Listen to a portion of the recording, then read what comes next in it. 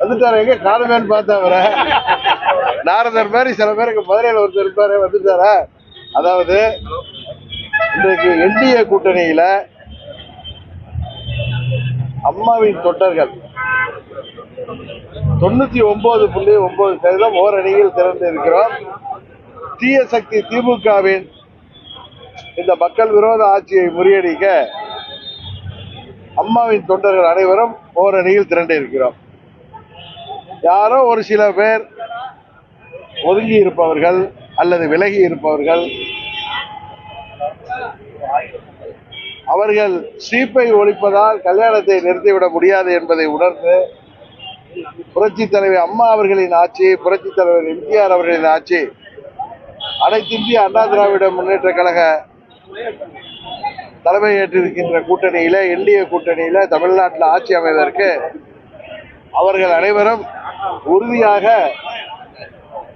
எங்கள் பக்கம் வருவார்கள் என்பது எங்களுக்கு தெரியும்.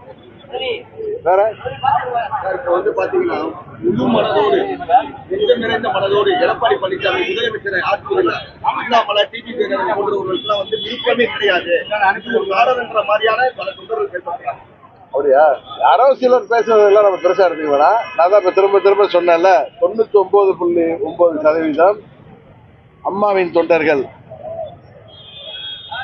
அனைவரும் ஓர் அணியில என்டிஏ கூட்டணியில இணைந்திருக்கிறோம். உறுதியாக இந்த மக்கள் விரோத திமுக ஆட்சியை முடிவில் கொண்டு வர வேண்டும் என்கிற ஒரே இலக்கோடு இணைந்திருக்கிறோம்.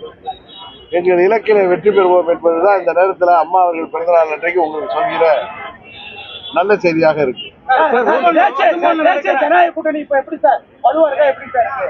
தேசிய ஜனநாயக கூட்டணி மிகவும் வலுவடைந்திருக்கிறது. இங்க கூட்டணியில் உள்ள கட்சிகள் அனைவரும் ஒற்றுமையுடன் இன்றைக்கு செயல்பட்டு கொண்டிருக்கிறோம். சில பேர் எதிர்பார்த்தார்கள், அம்மா மக்கள் முன்னேற்ற கழகமும் அனைத்து இந்திய அண்ணா திராவிட முன்னேற்ற கழகமும் கடந்த 8-9 ஆண்டுகளாக பிரிந்து கிடந்தார்களே, அவர்கள் எப்படி ஒன்றிணைவார்கள் என்றெல்லாம் பேசினார்கள். ஆனால் இன்றைக்கு அம்மா மக்கள் முன்னேற்ற கழகமும் அனைத்து இந்திய அண்ணா திராவிட முன்னேற்ற கழகமும் கீழ்மட்டம் முதல் மேல்மட்டம் வரை புரட்சி தலைவி அம்மா அவர்களின் ஆட்சியை அமைக்க வேண்டும், என்டிஏ கூட்டணி தலைமையில் அமைக்க வேண்டும் என்பதற்காக முழு மனதோடு தமிழ்நாடு முழுவதும் மற்றும் பாண்டிச்சேரியிலே ஒன்றிணைந்திருக்கிறார்கள் என்பதுதான் உண்மை. இன்னொன்று சொல்றேன், அன்றைக்கு நான் கும்பகோணத்தில் பேசுறப்ப என்ன பத்திரிகையாளர்கள் கேட்டார்கள். அப்பொழுது சொன்னேன், உங்கள் கூட்டணியில அம்மா மக்கள் முன்னேற்ற கழகத்திற்கு தொகுதி உடன்பாடு முடிவடைந்து விட்டதா என்று கேட்டார்கள். இன்னும் இல்லை. நாங்கள் தேசிய ஜனநாயக கூட்டணியில தேசிய அளவிலே தலைமை தாங்குகிற பிஜேபி தலைமை தாங்குகிற கூட்டணியில தமிழ்நாட்டில் அனைத்து இந்திய அண்ணா திராவிட முன்னேற்ற கழகத்தின் தலைமையில் இணைந்திருக்கிறோம். உங்களுக்கு தெரியும், இப்ப 10 ஆண்டுகளாக கொள்கை கூட்டணிங்கிற திமுக காங்கிரஸ்ல இன்னும் உடன்பாடே ஏற்படவில்லை. அந்த கூட்டணி தொடருமா என்கிறதே தெரியாத நிலையில்தான் தமிழ்நாடு இருக்கிறது. அதை திசை திருப்புவதற்காக தேசிய ஜனநாயக கூட்டணி வலுவாக இல்லை, அங்கே குழப்பம் என்றெல்லாம் பொய் பிரச்சாரங்கள் வைக்கப்படுகிறது.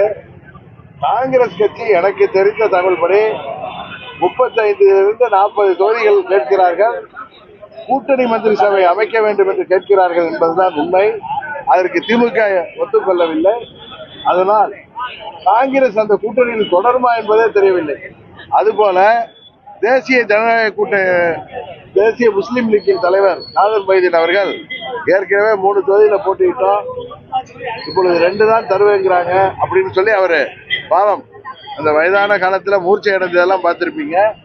அதுபோல எங்கள் கூட்டணியில எந்த ஒரு நிலையும் இல்லை. அம்மா மக்கள் முன்னேற்ற கழகம், அனைத்து இந்திய அண்ணா திராவிட முன்னேற்ற கழகம் அம்மாவால் வளர்க்கப்பட்ட பிள்ளைகள். நாங்கள் கருத்து வேறுபாடுகளை தொடர்ந்து இன்றைக்கு ஓரணியில் செய்திருக்கிறோம். எங்கள் கட்சிக்கான தொகுதி உடன்பாட்டை பாரதிய ஜனதா கட்சி மூலம் அனைத்து இந்திய அண்ணா திராவிட முன்னேற்ற கழகத்தோடு பேசி அதை நல்ல முறையில நிறைவு செய்வோம். இன்னொன்னு, கூட்டணியில ரொம்ப சென்சிட்டிவான விஷயமே இந்த தொகுதி உடன்பாடு, எந்தெந்த தொகுதி என்பதுதான். அதை சுமூகமாக முடிக்க வேண்டும் என்கிற ஒரே நோக்கத்தோடு தான் நான் சொன்னேன், அதிமுக கூட்டணியில, தமிழ்நாட்டில் அதிமுக தலைமை தாங்கிற கூட்டணியில அம்மா மக்கள் முன்னேற்ற கழகத்திற்கு பாஜக மூலம் எங்கள் தொகுதிகளை பெறுவோம் என்று சொன்னேன். இன்னொன்னு சொன்னேன், நான் தேர்தலில் போட்டியிடவில்லை. காரணம், எந்த ஒரு சின்ன பிரச்சனைக்கும் இடம் கொடுக்காமல் அம்மாவின் ஆட்சி அமைக்க வேண்டும் என்பதுதான் எங்களது ஒரே இலக்கு. அதனால் எந்த ஒரு சின்ன மன வருத்தமும் யாருக்கும் வந்துவிடக்கூடாது என்பதற்காகத்தான் டிடிவி தினகரன் தேர்தலிலே போட்டியிடவில்லை என்று சொன்னேன். அதுபோல அம்மா மக்கள் முன்னேற்ற கழகத்திற்கு தகுதியான வேட்பாளர்களை கௌரவமான முறையில் பெறுவதற்கு பிஜேபி கட்சி மூலம் நாங்கள் அந்த உடன்படிக்கை எட்டுவோம்.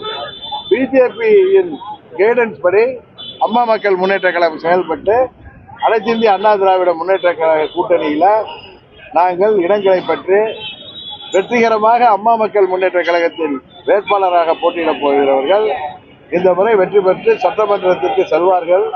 அம்மாவின் ஆட்சி உறுதியாக அமையும் என்பதையும் மீண்டும் உங்களுக்கு தெரிவித்துக் கொள்கிறேன்.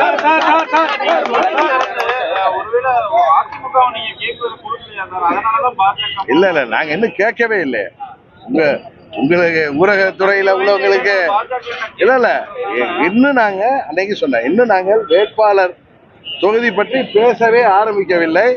எங்களுக்காக பாரதிய ஜனதா கட்சி அவர்கள் கைடன்ஸ் படி நாங்கள் அனைத்து இந்திய அண்ணா திராவிட முன்னேற்ற கழக கூட்டணியில அவர்கள் உதவியோடு தொகுதிகளை பெறுவோம் என்று சொன்னதுக்கு காரணமே, எப்படி நான் தேர்தலில் போட்டியிட வேண்டாம் என்று முடிவெடுத்தது போல அது யாருடைய வற்புறுத்தலோ அழுத்தமோ கிடையாது. நானே சுயமாக எடுத்த முடிவு. அம்மா மக்கள் முன்னேற்ற கழகம் போட்டியிடும்.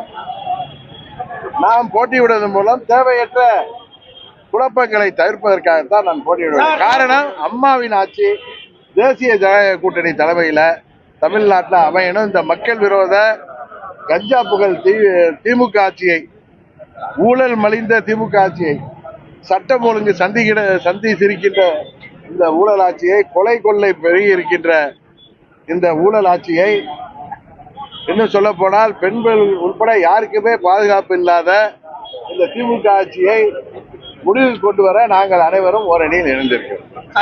வலுவா இருக்கீங்கன்னு சொல்றீங்க. ஆனா நேற்று கூட பாத்தீங்கன்னா விஜய் பேசும்போது தொடர்ந்து வந்து ஒரு பொருட்டாவே எடுக்காம ரொம்ப விமர்சனம் பண்ணி பேசுறாரு. பாக்குறீங்க அதாவது நீங்க சொல்றீங்க, நாங்க சொல்றோம். தமிழ்நாட்டு மக்கள் நாங்கள் வலுவான கூட்டணி என்பதை உணர்ந்து வைத்திருக்கிறார்கள். யாரோ சில பேர் அவர்கள் தங்களை முன்னிறுத்திக் கொள்வதற்காக பேசுவதற்கெல்லாம் நான் பதில் சொல்ல விரும்பவில்லை. ஓபிஎஸ் நிலைப்பாடு அவர் நான் அதையே கிளியரா சொன்னேன். அவர் தனிப்பட்ட முறையில அவருக்கு எல்லா உரிமையும் இருக்கு. எந்த கூட்டணியில வேண்டுமானாலும் போட்டியிடலாம், அது அவருடைய தனிப்பட்ட விருப்பம். ஆனால் மாண்புமிகு புரட்சித் தலைவர் அவர்களின் புகழுக்கும் அம்மா அவர்களின் புகழுக்கும் களங்கம் விளைக்கின்ற விதமாக சட்டமன்றத்தில் அவர்கள் பேசியதை உங்களுக்கு தெரியும். என்ன, புரட்சித் தலைவர் அவர்கள் ஆட்சியோடு, அம்மா அவர்கள் ஆட்சியோடு திமுக திரு ஸ்டாலின் அவர்கள் மீண்டும் ஆட்சி பொறுப்புக்கு வருவார்கள் என்று சொன்னதை அம்மாவின் தொண்டர்கள் யாரும் ஏற்றுக்கொள்ள மாட்டார்கள், புரட்சி தலைவரின் தொண்டர்கள் யாரும் ஏற்றுக்கொள்ள மாட்டார்கள். காரணம், புரட்சி தலைவர் அனைத்து இந்திய அண்ணா திராவிட முன்னேற்ற கழகத்தை உருவாக்கியதே திமுகவிற்கு எதிராகத்தான். அவர் ஒரு 15 ஆண்டுகளும், அம்மா அவர்கள் 30 ஆண்டுகளும், இன்றைக்கு கிட்டத்தட்ட 50 ஆண்டுகளை கடந்து திமுக எதிர்ப்பில் இருக்கின்ற எங்கள் தலைவர்களின் தொண்டர்களை அவமானப்படுத்துகின்ற விதமாக பேசியதை தான் நாங்கள் வன்மையாக கண்டிக்கிறோம். பன்னீர்செல்வம் அவர்கள் எந்த கூட்டணிக்கு செல்வது அவருடைய தனிப்பட்ட பொறுப்பு.